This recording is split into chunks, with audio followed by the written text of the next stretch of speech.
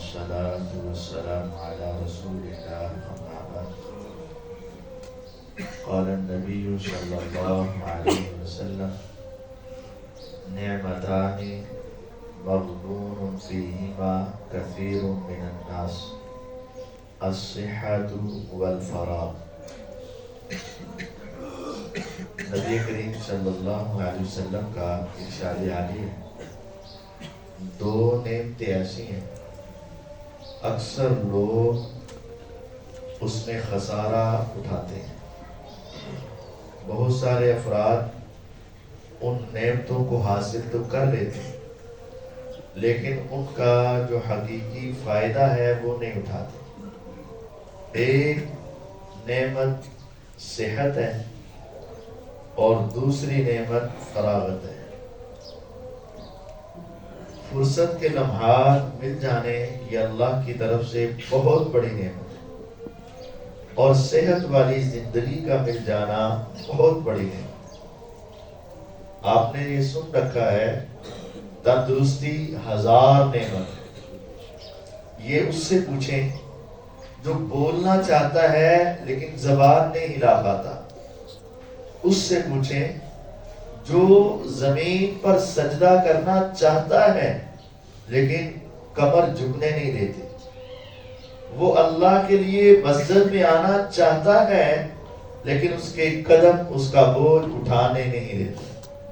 اس آدمی سے پوچھیں جو بیمار ہے اور بیماری کی ایسی سٹیج پر ہے کہ اسے اپنی زندگی ختم ہوتی نظر آ رہی، وہ اپنی جوانی اور صحت کو کیسا دیکھتا ہے؟ یہ صحت بہت بڑی نعمت ہے، اس کو غنیمت جانیں۔ اور فراغت یہ بھی اللہ کی بہت بڑی نعمت ہے۔ ہمارے ہاں فراغت ہے تو اس کا بہت غلط استعمال ہے، یا فضول باتیں یا گپیں یا موبائل اور گیمیں، اور پوچھا جائے کیا کر رہے ہو؟ وقت پاس کرنا، بس وقت پاس کرنا۔ یہ وقت پاس نہیں ہے، یہ وقت فیل ہے۔ جو وقت اللہ کی عبادت میں نہ لگے وہ فیل ہے۔ فَإِذَا فَرَغْتَ فَانْصَبْ وَإِلَىٰ رَبِّكَ فَارْغَب۔ جب فارغ ہو جاؤ تو اپنے آپ کو تھکاؤ۔ کیسے کاموں میں تھکاؤ؟ اللہ کی عبادت میں اپنے آپ کو تھکا دو۔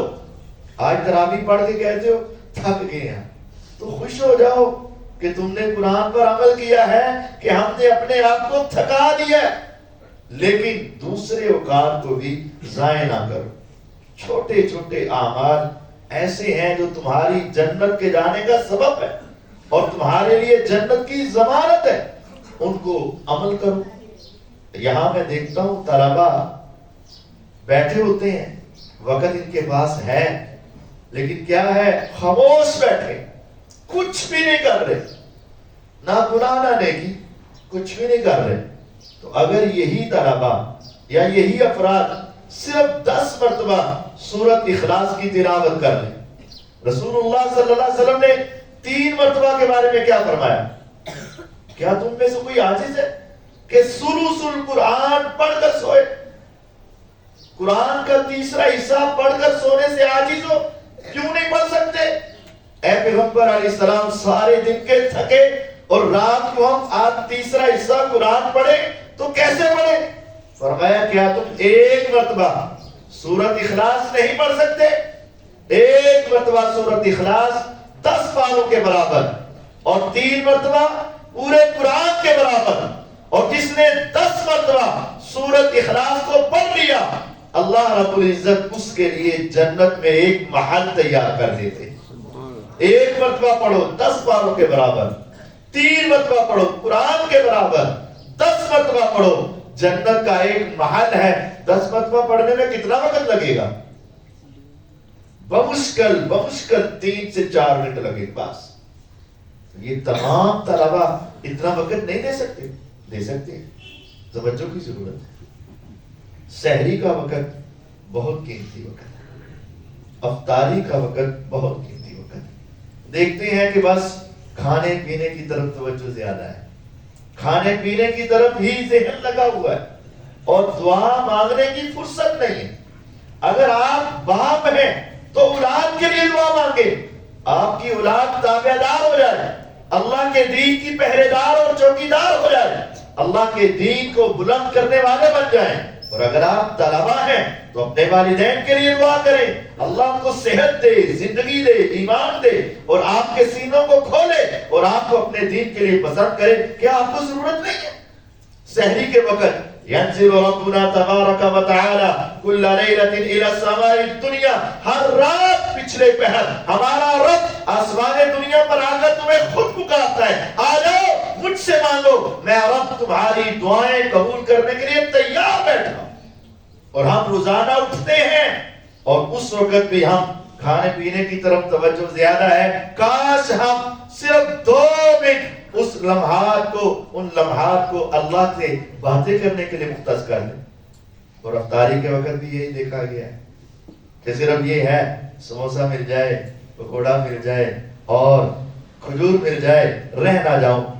تصور کرو تم نے ایک نے دعا مانگی اور توجہ سے دعا مانگی، اس کا رہ گیا، اور دوسرے نے نہیں مانگی، اسے مل گیا۔ جس نے مانگی تھی اس نے کیا مانگا؟ یا رب العالمین تو میرے اوپر راضی ہو جا۔ اللہ نے فرمایا راضی ہو گیا۔